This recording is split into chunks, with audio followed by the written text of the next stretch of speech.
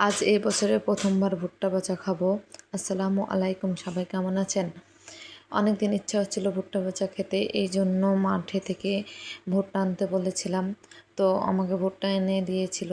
ভুট্টাগুলো প্রথমে ছাড়িয়ে নিয়েছিলাম ভাজার জন্য। মোট 3টা ভুট্টা এনেছিল।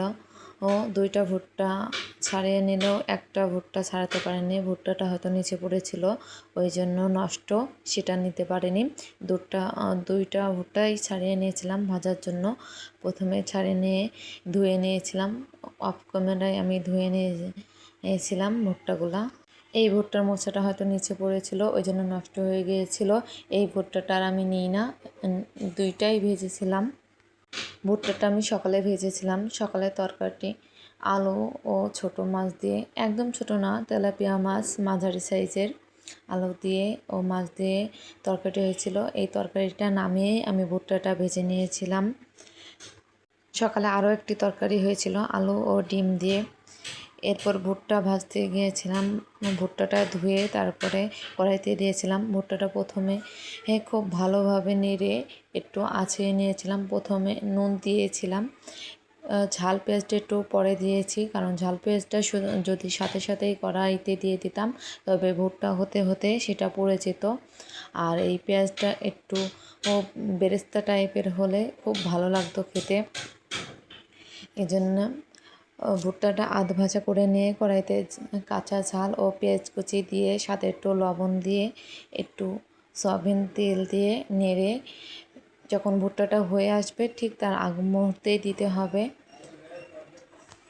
এরপর ভুট্টাটা হয়ে যাবে যখন পেঁয়াজগুলো একটু ভাজা ভাজা টাইপের লালচে কালারের হয়ে আসবে, তখন ভুট্টাটা নামিয়ে নেব। এই ভুট্টাটা বাসায় সবাই খুব পছন্দ করে, যেহেতু এটা শুকনো ভুট্টা, তো ভুট্টাটা মসমসে টাইপের হবে। ভুট্টাটা যদি একটু কাঁচা হতো তাহলে ভুট্টাটা একটু ভেজে যাওয়ার পর চিমনি টাইপের হতো, তবে সেটা সবাই খুব একটা পছন্দ করে না। এই জন্য ভুট্টাটা শুকানোর পর শুকনো ভুট্টাটাই নিয়ে আসা হয়েছে যাতে মসমস করে। এই তো ভুট্টাটা ভাজিয়ে নামিয়ে নিয়েছি। খুব সুন্দর খেতে হয়েছে। আমিও একটু খাচ্ছিলাম নেড়ে। এরপর আইমানকে খাওয়াবো। আইমানের সাবুটা রেডি হয়ে গেছে। আইমানকে দেখাচ্ছি, দেখো বাবু, তোমাকে খেতে হবে। আর সে চিন্তা করছে খাবে কি খাবে না। আসলে তার জিভে ঘা হয়েছে এবং পেটটাও একটু খারাপ হয়েছিল, ওই জন্য সে ঠিকমতো খাচ্ছিল না এবং খেতে একটু ভয় করছিল, কারণ ছোট মানুষ তো, জিভে ঘা হয়েছে।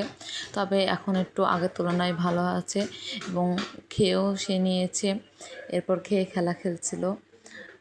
এটা বোতলের মধ্যে ধুলো পড়ে খেলা খেলছিল। আমি বলছি যে বাবু কী করছো, আমাকে দেখাচ্ছে, এই দেখো। সে ধুলোবালি খুব একটা মাখে না, মাখলেও খুব কম। সে সুস্থ থাকলে এইভাবেই খেলা খেলে। অসুস্থ হলে খুব একটা কান্নাকাটি করে না, তবে ভালোই খেলা খেলে। আজ এ পর্যন্ত। আসসালামু আলাইকুম। যদি ভালো লাগে চ্যানেলটা সাবস্ক্রাইব করে পাশে থাকবেন। আপনাদের দোয়ায় অনেক দূর যাবো ইনশাআল্লাহ। আল্লাহ হাফেজ।